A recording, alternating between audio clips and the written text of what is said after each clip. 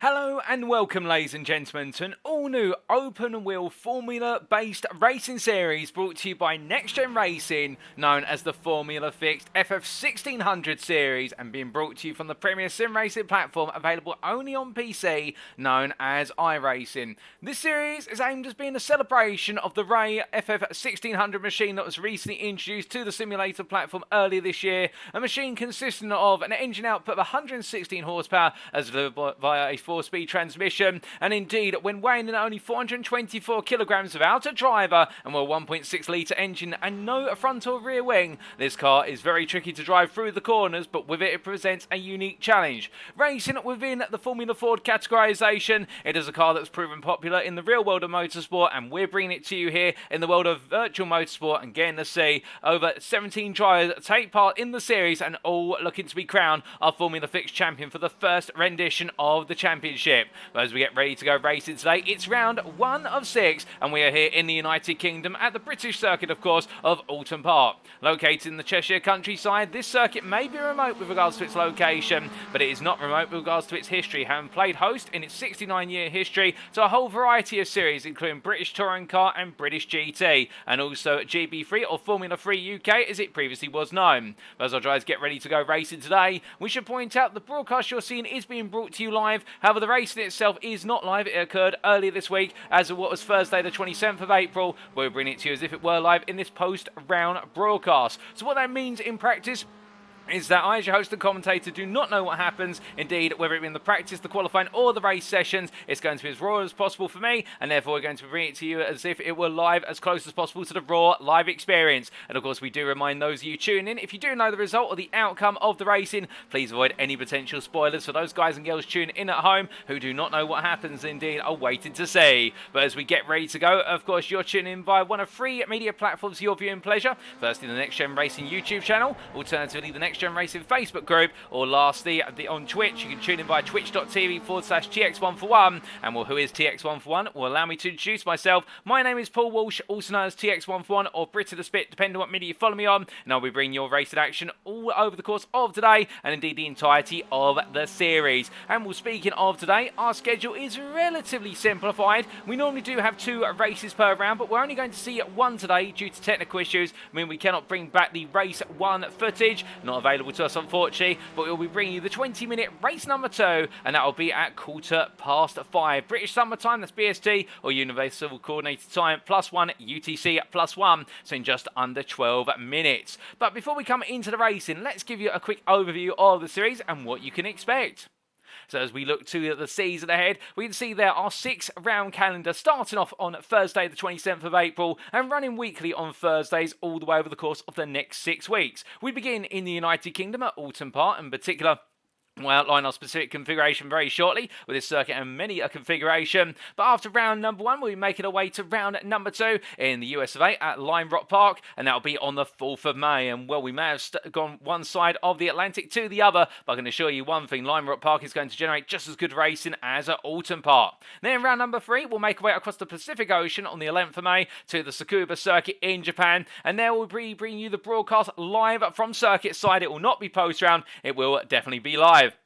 In round number 4, we'll be making our way back to the United States of America, and in particular to the state of California for the Monterey County Circuit, the all-know and loved as Laguna Seca on the 18th of May. And well, Tsukuba is going to be extremely tight and narrow with one of the shortest laps on the calendar. Meanwhile, Laguna Seca is going to offer us one of the longest laps on the calendar, and of course the absolutely daunting corkscrew chicane that comes with it. And in our penultimate round on the 25th of May, we'll make our way to Norway for the Rudskogen Motor Centre Circuit. And well, there the circuit, definitely a fascinating one in the fact it's going to be a run through the local woodland and countryside of Norway, and our drivers will need to negotiate quite the variety of chicanes and serpentine sequences, and then we bring it all to a close in round 6 of 6 on the 1st of June, and with a visit to Australia and Oran Park. Now, some of you who are followers of iRacing will know immediately that all 6 of these circuits are free, in terms of the fact you do not have to pay to have these circuits there with you as soon as you install the simulator. And with, of course, the Ray FF1600 machine also being free, well, that means that this series is entirely free, so everyone participating drivers had to pay no entry fee, and we wanted to put this on as a way of saying thank you to all the drivers who support us throughout the season. Indeed, if you've not even been a NXTGEN Racing member today, you can of course sign up for this series because it is entirely free, and we're hoping to offer a free series. And of course the prizes available will be to the winner of the championship. There will be a free entry to one of our premium leagues, one of the ones you do have to pay for, and for our second and third place runner-up, they will have the option for a 50% discount on one of our premium league entries. So that's why we were to put on this series, because it gives everyone an opportunity. If they haven't got the funds to be able to race in our Premier Series, they can of course race in this series. But speaking of this series, coming on to our circuit with the facts you can see there, and one thing we did miss out is the fact the season finale is also going to be brought to you live. It's not going to be a post-round broadcast. We come from our circuits list to our circuit for today, and it is none other than the Oulton Park Island Historic Circuit that will play host to our drivers. Located near the village of Little Budworth in the county of Cheshire, in England or the United Kingdom. As we said earlier, this circuit has a venerable history when it comes to British motorsport. And what is the big draw of this circuit? Why do series keep coming back? Well, the circuit map provided by iRacing.com may give a brief indicator to that, and thank you to them of course for their circuit maps and their wonderful simulator. With its overall 10 corners there on this layout, the key thing about this circuit is continual elevation change and also a narrow road surface with a number of blind apexes to boot. Put for all three of those aspects together, and what you essentially have is a circuit which puts a driver's confidence to the ultimate test, and also their technical ability. For as our drivers make their way across the start finish line and in towards Old Hall Corner at turn number 1, they'll come through the sweeping right hand apex, looking to carry the speed to the apex, albeit with a depression in the road. It can launch the car and invoke some understeer. But get it right, they'll carry the speed down the avenue and into Denton's at turn number 2,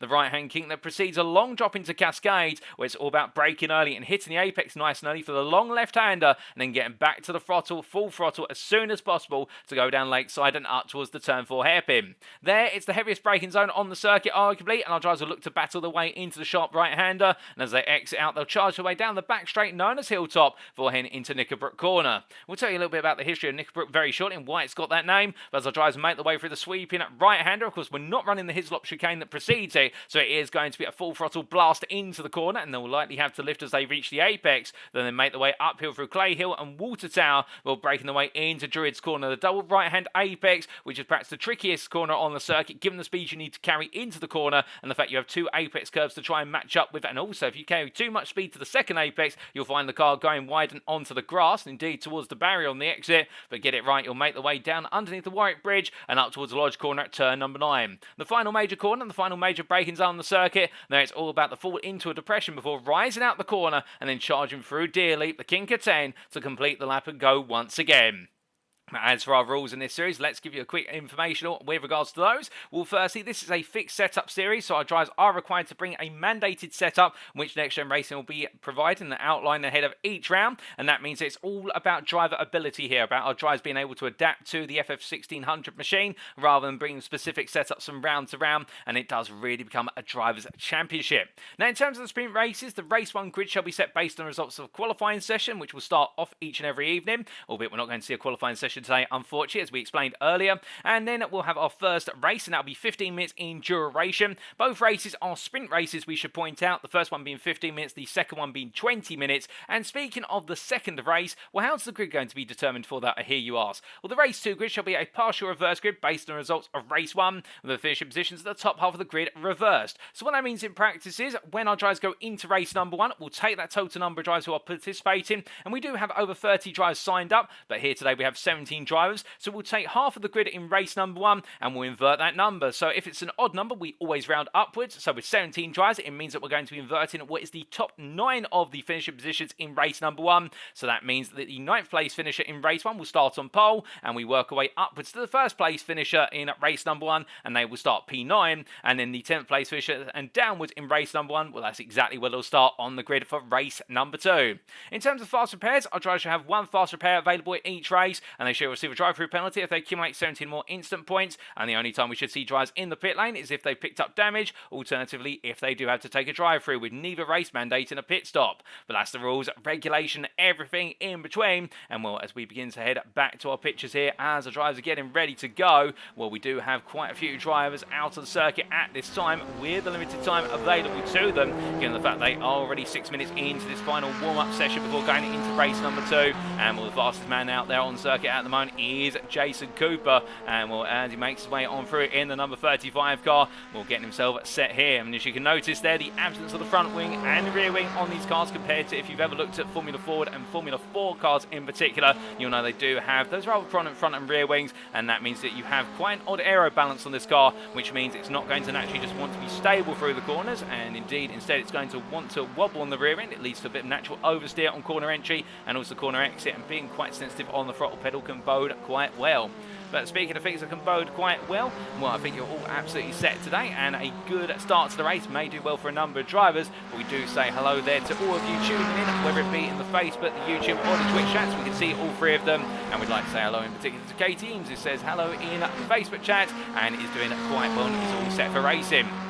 As we do see what is Victor Pops making his way up towards Druids Bend here, the right-hander. The Brazilian here looking quite fast. He comes on through, albeit not carrying as much speed as perhaps you'd like. I think this might be a warm-up lap on cold tyres and cold brakes. Of course, these cars do take some time to get up to tyre temperature and also brake temperature, and it's normally laps 2 and 3. And that was the warning that went out in the pre-season. We held a couple of pre-season events because a number of drivers not used to running this machine and wanted to give it a try. Of course, when it's free on the simulator platform, it's worth taking a look. They're given a stern warning, which is watch out for the cold brakes, particularly in heavy braking zones. And I think turn 4 is where we could see some flashpoints even in our second race of this opening round. But as we also look here to Chris Knox as he makes his way on down there, Knox heading it on through at the moment, yet to get a time on the board here in practice. He comes on through the right-hander and all the iron and brew machine. I think he'll be absolutely powered up, and I do wonder if he's potentially Scottish as a result, given the fact that iron brew, arguably, as some of my older friends in the Highlands used to tell me, is essentially the fuel of the Scots. And as Knox makes his way down here in to Knickerbrook corner,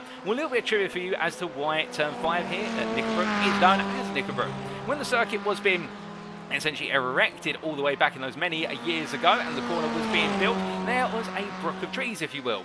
And as the excavation work went on, it was found that as a certain part of the brook was being excavated, well, a young couple decided to run off, obviously disturbed by the excavation work going on. And well, as they ran off, it was found by some of the construction workers that a pair of knickers had been left by the trackside. And well, if you put 2 and 2 together as to what the couple may have been doing as part of their courting, and that's how the corner got the name at Knickerbrook, in regards to the fact that a pair of knickers found at the site of an old brook.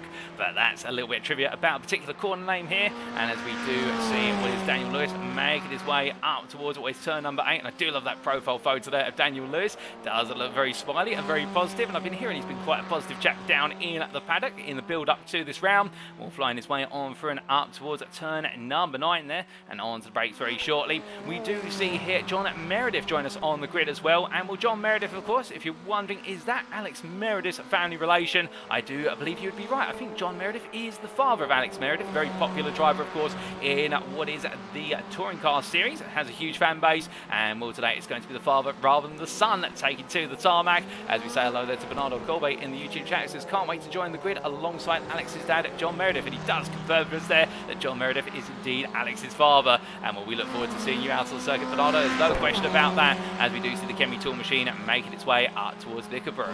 But with only seconds to go now before we start to make our way to the grid, well, we are going to be definitely on time for going and racing at 5:15. And well, now it's going to all come down to how our drivers get on as they make the way, race away very shortly.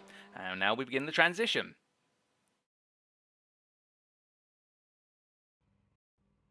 So as our drivers make the way to the grid, unfortunately we can't quite walk you down through the grid, I do believe, due to limitations of a replay file. But what we can do is see how the drivers are starting to line up there as they take their slots on the grid, including Mark Sykes, and also we do have Joseph Doble there in number 11 car, of course family relation to Mikey Doble, so you will know that name from British Touring Car Championship, and well, one of the brothers of Mikey Doble. But everyone on to the grid very gradually here, and as they do, we are just waiting for a couple more drivers to make the way in to their positions before we do go lights out and away. But as we wait to get underway, of course, we do look to the blimp camera here, and well, it's a crowded circuit, and indeed we have a field of 17 drivers all set, ready and itching to go racing for race number 2 of the day. And with what I gather, race number 1 was absolutely frantic within the 15 minutes, and I think we're going to see plenty more of that after the start and all the way to the finish here in the second race. Remember, it's 20 minutes rather than 15 minutes, and therefore all of our drivers will definitely be feeling that longer period. But the grid is set and we await the lights.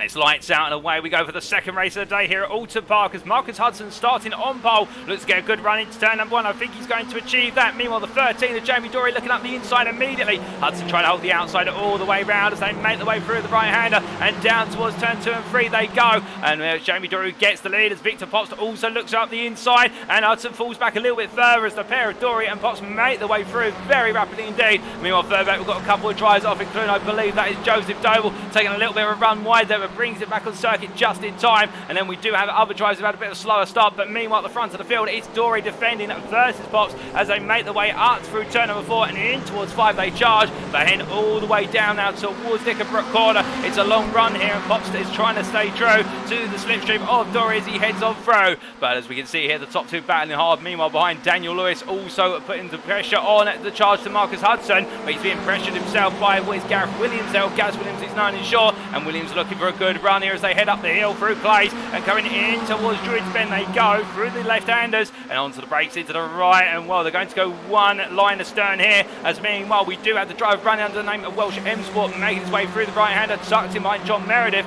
John Meredith getting a good start, but as we can see there Jenkins gaining on Lewis as he moves up to P5 and everybody onto the brakes. Meanwhile we've got a driver off, and that I believe is Jamie Dory going deep as Vitor Pops takes the lead of this race as they come to the end of lap number 1. So after one lap it's Vitor Pops who leads ahead of Jamie Dory P2, Marcus Hudson P3, Gaz Williams P4, followed by Callum Jenkins P5, Daniel Lewis P6, and then we do have Welsh M Sport P7 ahead of John Meredith P8, followed up by Jason Cooper and Daniel Stimmon at P9 through P10, and then best the rest Joseph Doble in P11. As right now we do see Stimmon for, oh goodness me, there's been a huge instant further back. A car has been sent high, and I believe that may have been Gareth Williams who was sent into the stratosphere for a brief moment, and he's into the barrier there, and well, it's all gone wrong for the number 1 car, and we can't quite get a replay of what exactly happened there. We will try to find out later, but I think there was contact between Williams and Lewis as they made the way down into Cascades, and well, in the end both of them have come to tears. But meanwhile as we continue to watch here the battle between Hudson and Wes Cooper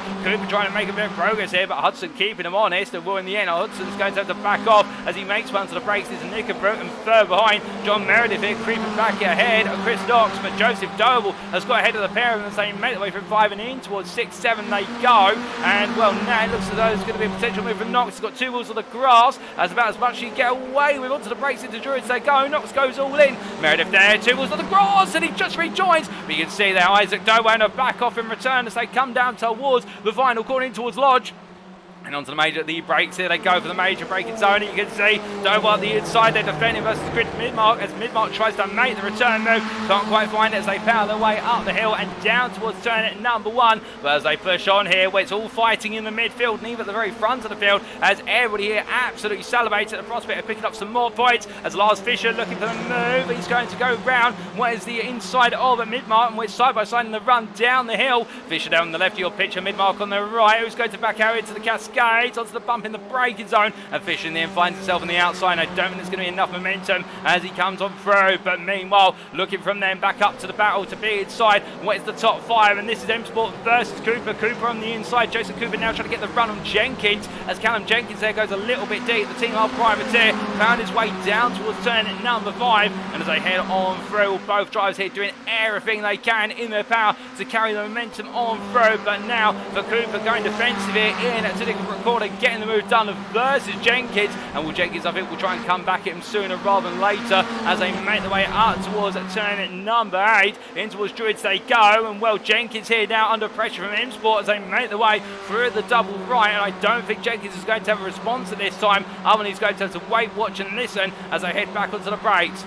But coming down towards Lodge Bend, you can see also behind them Doble and Knox squaring off against one another, and it's going to be Doble on the inside, Knox on the outside as they come on through the right and up the hill they go. Well, it's going to be a compromise run for the pair of them, but who's going to gain the upper hand? Still too wide as they head across the timeline here, and we're only what is a quarter of the way into this race. We've still got plenty of racing to go. Onto the brakes there, and Doble, well, he's defending hard, and Knox finds his way back the order as they make their way up towards Cascades. But I think here it's going to be Knox who tries to get a return run downhill, but being forced towards the outside. It's going to be a tricky one. If Doble can keep his head in it, he's going to be okay for now. As we jump on board with Knox, he powers his way out of turn number 3, out towards the hairpin at turn number 4, and well, Doble going as defensive as he can here. Knox looking all the way round, very late on the brakes here for Chris Knox, as he gets it stopped. That's off the road. I believe that is Isaac Doble. I mean, that's not Isaac Doble, that's Welsh M Sport who's gone wide, as Knox said going deep and has to back out, I think, of the risk of outbreaking himself into the corner, and they settle the differences, and again Knox falls back, but they both gained as a result of M Sport forward off the circuit as they make their way in towards Knickerbrook.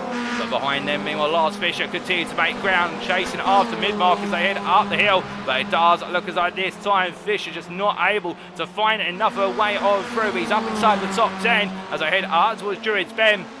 And we're in the pit lane. We do have what is Josh Brown and also John Meredith currently being repaired in the pit lane. So an instant, we haven't quite seen what's happened to Meredith, but he has had to take an adventure to the pits. No question about that. But meanwhile, we look from the back of the top 10 to the very front of the top 10. And here is Jamie Dory, your race leader, as he goes on to another lap. Now onto lap number 5. And as he comes in towards turn number 1, well, the fastest man on circuit this time is Jason Cooper. Currently P3 on a 22.519. Leader pace, meanwhile, is running in the high 22s to low 23s, so we do definitely have a little bit here of a growing confrontation between Cooper, Pops and Dory as they head towards the end of this race, if Cooper can maintain this pace. But as they head down towards turn number 4, we take a brief moment to say hello to Catherine Meredith in the YouTube chat, who's cheering on her husband, and as they head on to the brakes here, Pops looking up the inside, and Vitor Pops, I think, is going to get the move done, or is he? In fact, he will get done, but Dory now will have all the toe in the world that he needs to try and come back, but Pops immediately going defensive it down in towards turn number 5, onto the brakes. The pair they go, and as they make their way through the right-handed Dory around the outside, Knickerbrook corner, but Pops holds the inside. It's still going to be too wide for a brief moment, but in the end Dory backs out, I think realising there's more to it than Knickerbrook as they head up towards Druids Bend. Well, they've got a little bit of traffic in front of them, 2.5 seconds up the road. That is Daniel Lewis after his early instant at turn number 3. Dory loses the rear end under braking into Druids, and the car goes round. He gets it stopped here, and he's going to move off the racing line as soon as possible, but that may be it for Jamie Dory in terms of his opportunity to chase down the lead, given the gap that's now going to open up. But now Vitor Pops is going to be safe and sound at the front of the field as he makes his way up towards turn at number 1, and as he does, he's got a 2.5 second advantage over Jason Cooper, who's got what is Joseph Doble closed up behind him as they make the way into 2. But as they come through turn number 1, first and foremost, we run on board the gearbox here and look back for Cooper, and well, as they now come up towards turn number 2, you can see that gap and how it's just come on down. In fact, I should correct myself there, that is Gaz Williams, or Gareth Williams, who's falling onto the toe of Cooper, and it's Doble who's a bit further behind, 1.3 seconds behind, so I think Cooper here, in fact, is being given a bit of a buffer in terms of just having the breathing room to be able to run in P2 and not have to worry too much about the rise of Doble at this time. But Joseph Doble, I think, will be itching to go through, and speaking of that, Joseph Doble's just gone on round at his turn at number 4, and the car's just let go. Everyone parts the seas around the stricken driver as he turns his Formula Ford around. And as he gets the FF1600 back up to the speed, will Joseph Doble now falling foul down to the bottom of the top 10, and he's still got plenty of time to go in this race, and he shakes from side to side there, and I don't think that's him probably shaking his head in the car. I think that's to try and get the tyres back into the temperatures and get a feel for what's right and what's wrong with them, because of course when you do have a spin with these tyres, they can very easily overheat and lead to a degree of flat spotting, and Doble trying to figure out what's happened to the car. But meanwhile, his brother Isaac Doble up to P7, one Doble rises, the other finds his demise, and well, as we can see, Isaac Doble heading on down towards Lodge Bend here. He's got Fisher closing up, Lars Fisher, who haven't started outside the top 10, making ground little by little as they make their way through the right-hander and towards the end of this lap. And Will Cooper continues to set fastest lap after fastest lap. Jason Cooper in P2, now only 1.8 seconds off the race leader of Pops, and is continuing to close that gap down in spades by 4/10 a lap so far. As you see, a very wide run there for Isaac Doble, and Will Fisher's going to come through, and Lars Fisher, well, I think he's playing the accolade here, which is if he keeps it calm and keeps it consistent, he'll pick up places every corner, or at least every lap. He's picked up 1 per lap so far by just simply not making any mistakes. But as they head down towards turn number 4 here on the charge, now Fisher's got a gap of 1.2 seconds to close up to Midmark, Chris Midmark by comparison, who is trying to really push the tempo versus Welsh M Sport, and well, looking from there back up to the front of the field, we look to your leaders here. This is Pops, who's had a poor run at the hairpin, and he has got Cooper all over us. Jason Cooper here going on a charge as they make their way up the hill. Now we jump on board with Jason Cooper, and well, can he find it here to Druid's Bend? I think if he's going to, it's going to be very bold. Pops covers him off, but Cooper says the door's open. Pops takes the racing line, goes a little bit deep. Cooper backs off out of respect, and as they make their way down towards Lodge Bend, well, now Pops has got to decide, does he defend or does he hold the outside? Well, Cooper's going to be given all the inside he needs in order to go for this move, and could we see a change of leader once more, side by side on Apex, as they exit out. Jason Cooper becomes your leader with half the race to go, as they head for the kick of 10 and on towards another lap. They go on to lap number 8 of the race conditions in the second race of the day, and as they come into the right-hander at turn number 1, Jason Cooper now your leader. I get the feeling he's going to run away with this very quickly, given the rate of knots he closed up to the back of Pops and how smoothly he's made the overtake, and now it's going to be all about who is going to be on the other steps of the podium should Cooper break away, as we believe he will. But again, time will tell as they make their way down the Lakeside Straight now up towards turn number 4, as we into Jamie Dory has had to come into the pitch due to a further incident off camera, and well, after the mistake at turn number 8 at Druid's Bend, now it's all unfolding for Jamie Dory. We can see the top 3 here. Meanwhile, off circuit, that is going to be, I believe, Lewis, giving space for a number of drivers. He's a lap down. Callum Jenkins in P4. He has got Knox, who's in P3 in front of him as they make their way on through, and will Lewis peeling off the race in line there, but drivers trying to follow in this tow as they make their way down the back straight, trying to gain a little bit more speed on the straightaways, as meanwhile they head up towards Druid's Bend. The field is starting to separate to a degree, albeit I say that Isaac Doble now on a recovery drive here, trying to hunt down P7 that's in the hands of Fisher, and well, Isaac Doble has shown a lot of pace, but the mistake he made earlier on cost him very dear as they head in towards turn number 8. We do have what is 3 retirements from this race so far, I do believe it includes Jamie Dory, Joseph Doble, and also Marcus Hudson, and we are waiting. In fact, we do have which John Meredith still making his way out of the circuit now up to P14, having effectively overtaken the drivers who have retired but were ahead of him on circuit at the time of their retirement. So it does mean that we have 14 drivers still remaining out of the 17 starting grid, and Meredith is the last driver in this field, and Cooper's at the very front. But as Isaac Doble makes his way on to another lap here, the tempo of the race calms down to a degree now, as it all comes down to the car being rubbered in terms of its tyres, brakes up to temperature, and they're absolutely bolstered in terms of what they can do capability-wise. But our drivers just need to take it step by step and think about what they can do in order to get things right. But meanwhile, I believe we had a bit of an incident down at the hairpin at turn number 4, and that's John Meredith in contact with, I believe, Josh Brown, who gets himself back up to speed. Well, the two of them come together under brake, and I'm not sure how that's happened. I can tell you that Josh Brown has fallen back to P12 as a result. He's been passed by Gareth Williams. Both tries a lap down on the lead field, and well, John Meredith's race has gone from good to bad to more difficult by the moment, as Brown now carrying his way through Nickelbrook Corner. But meanwhile, with all of this playing out a lap down on the lead lap, Chris Midmark in P6, undergoing pressure from Fisher and Doble as the pair have closed up. I think Midmark here is going to cause Constantina into Druids as they come through the right hand, and you can see there Fisher close, and he wants to get the move done, and I think Midmark here has got to think about defending immediately. He does as we say it, and well, good on him here, because he might be able to force Fisher to go deep with the fact they also have Brown just in front. Midmark's got the authority into Lodge Bend, but will he have it as they come across the time in line? You can see Doble there looking around the outside to inside through 10 onto the start finish straight, and I think it's going to be Isaac Doble who gets P7 as they come into the break-in zone for turn 1 into Oulton Corner, and Doble does get ahead. Midmark goes a little bit deep, so this could be a double move coming up, albeit Fisher's now coming back. Brilliant race in between the trio here. Keep it clean, lads. They come down through Dentons into Cascades.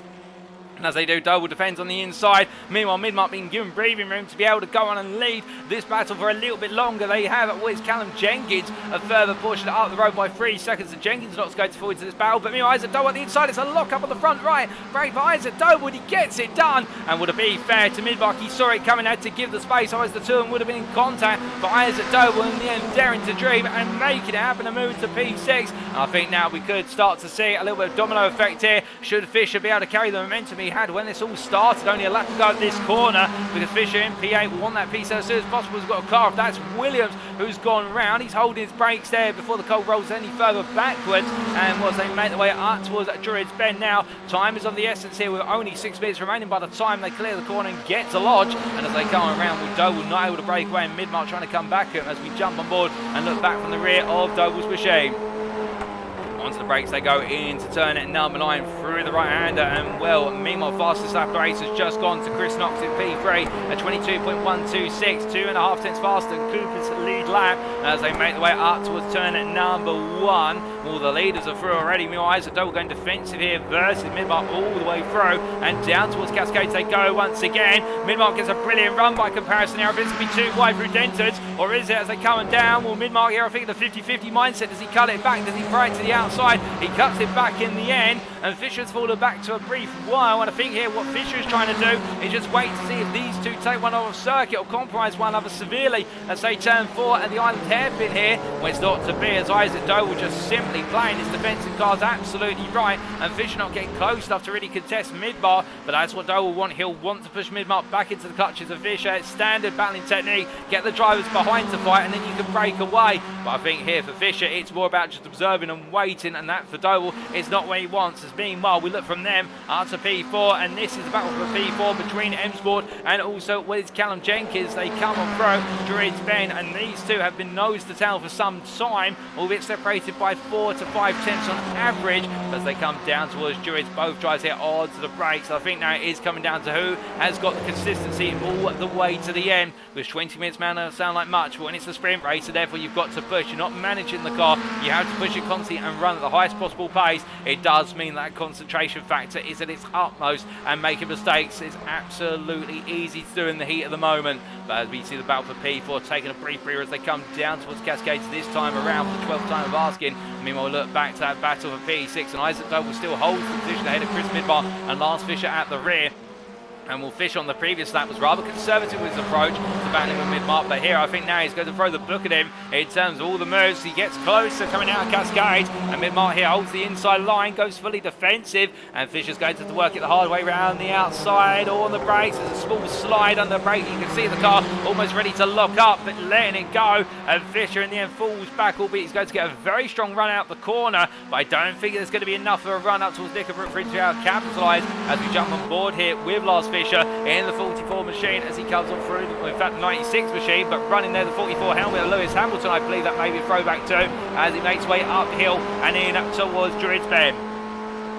Now heading up through the gearbox, of course, in these 4-speed sequential transmissions, and into the right-hander he goes, and as he does, rolling through the right, no way through at the moment as he heads down towards what is turn number 9, and on the brakes very shortly, and looking around the outside here of Midmark. Can he find it? He can't, but meanwhile we've got a battle for P2 that's grown, as in fact Chris Knox has just found his way ahead of Vitor Pops as they've made their way through turn number 1, and well, whilst we've been watching the intense battle for P6, this has come out of nowhere given the fact that previously Pops seemed to be well clear of Knox, but Knox has come alive, and particularly on that last lap, my goodness, Knox a 21.74, almost what is 6 tenths faster than anybody else out on circuit on the previous lap. But now that Knox has got ahead, I don't think it's going to be straightforward as just running away from Pops, as Pops seems to be closing as they make the way on towards the back straight. Now heading down towards Nickerbrook Corner, of course, with there only being 2.5 minutes remaining, the average lap time being just shy of 1.5 minutes. They'll have approximately 2 more laps after this one, if our mathematics is correct. We may only have 1 lap, depending on exactly when the time strikes, but presuming 2 after this will for Knox. He'll want to try and break when he does get a small break. They're coming for Nickerbrook Corner now up to 5.5 tenths as he comes into Druids Bend.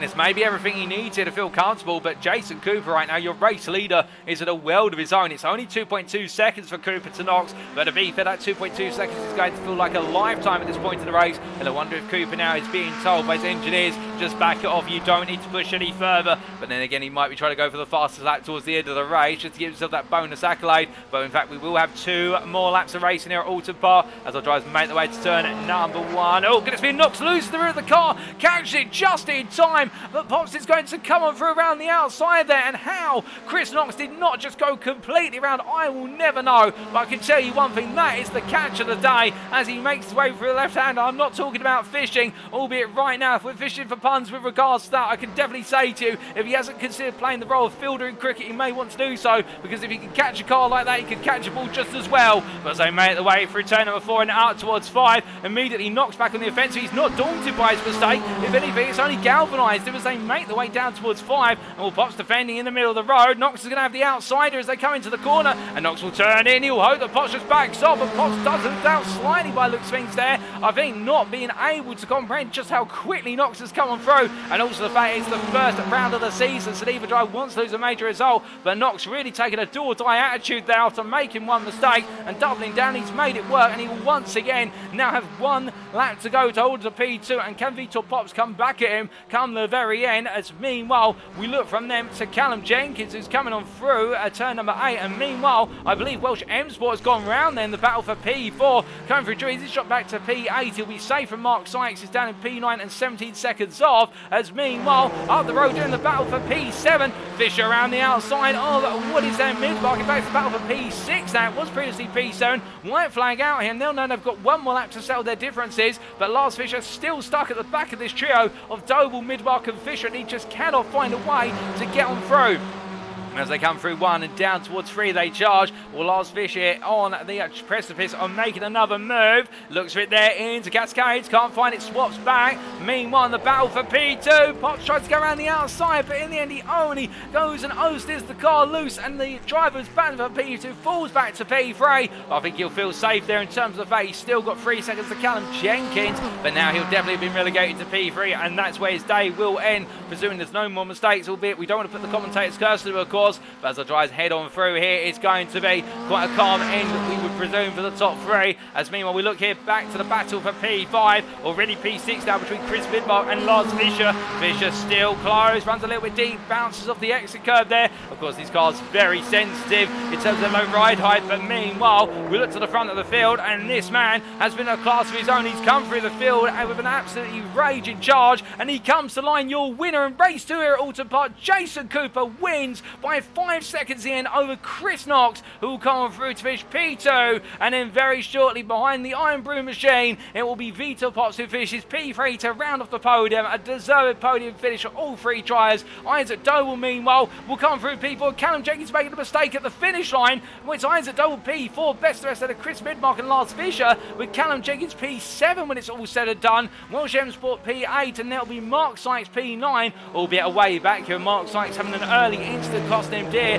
but he has been able to recover since that incident on the opening laps, and it is going to be a top 10 finish for the NXTGEN Racing driver as he comes across the finish line. And then it will be Daniel Stimon who will be the last runner inside the top 10. We have already had 3 other drivers finish this race a lap or 2 down. It was Daniel Lewis P11, Josh Brown P12 and John Meredith P13, but Daniel Stimon will be the last driver to finish on the lead lap as he comes through the final corner. And well, whether they finish to the front or finish towards the back, give him all a round of applause, ladies and gentlemen, as Stimon comes to line here in the number 16. And well, a challenging day for Daniel Stimon, but he's still got 5 more rounds to go. There's still plenty of time out there, and the same could be said for John and Meredith in what was a difficult end to his race at Oulton Park. But with that, ladies and gentlemen, let's take a look at those race results, subject to any stewards' inquiries.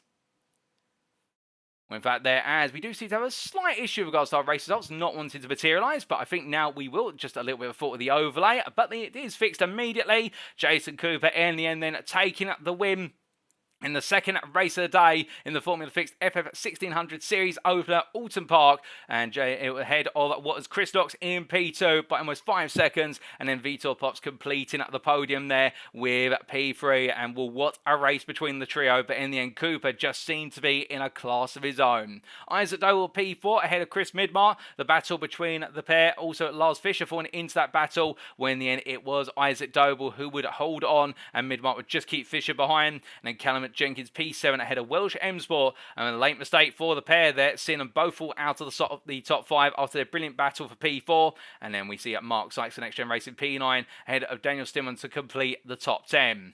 Behind the Czech Republic driver P11 Daniel Lewis, best of the rest there, and then Josh Brown ahead of John Meredith, and they were the final 3 finishers of the race, with Lewis and Brown finishing a lap down and John Meredith finishing 2 laps down. And then we did have the 4 retirees of Gareth Williams, 5 laps on the end, Jamie Dory 8 laps in the end, Joseph Dole 8 laps in the end, and Marcus Hudson 12 laps in the end. Unfortunate for them, but still plenty of rounds of racing to go, and I'm sure they'll be looking to bounce back in a week's time. But with that, ladies and gentlemen, those are the results from our second race of the day, and we do apologise again for the fact that we had to cut the racing short today compared to your anticipated schedule of 2 races, but still those technical issues will be resolved for round number 2, we can promise you that. But with that, it is now time for us to wrap up. Thank you very much for watching, and if you have enjoyed today's show and you want to know more about the Next Gen racing community in terms of the series we run, alternatively perhaps you're looking at this and thinking that you want to be on the grid for our all-new fixed formula open wheel racing series, well, of course, you can find out more about our series and what we do both on the virtual and real motorsporting circuit at our website, and that's at www.nextgenracing.co.uk. And well, as the website appears on screen currently, it is of course the home of clean and fair sim racing for all, and given that we have been hosting leagues for over 16.5 years on PC and console, we are continuing to go from strength to strength throughout 2023, and we've got plenty more planned as the year goes on, including the return of a good number of our famous series such as the GT3 League and the Proto GT3 Championship. But if you don't want to go to our website and you want to instead follow us on social media, my best recommendation would be to go to our official Facebook group, and that may be found at facebook.com/groups/NextGen Racing, where you can find out all the details on our series and plenty more. But speaking of plenty more, we've got plenty more racing to come in this championship, and next time, of course, in round number 2, our drivers will be making their way to the United States of America for Lime Rod Park. The tempo has been set, of course, by drivers at Oulton Park, but with many a driver coming a cropper at Oulton, they'll all be looking to keep it calm and carry on into round number 2. And well, the racing will occur on Thursday the 4th of May, but we'll bring you all the racing action as if it were live on Saturday the 6th of May, save the date. But until then, we've been Next Gen Racing. I've been your host and commentator, Paul TX141 Walsh, also known as Britain a Spit, depending on what media you follow me on. And until next time, have a great rest of your weekend. Remember to stay safe, stay well, stay smiling, but most importantly, remember to stay on track. Good night.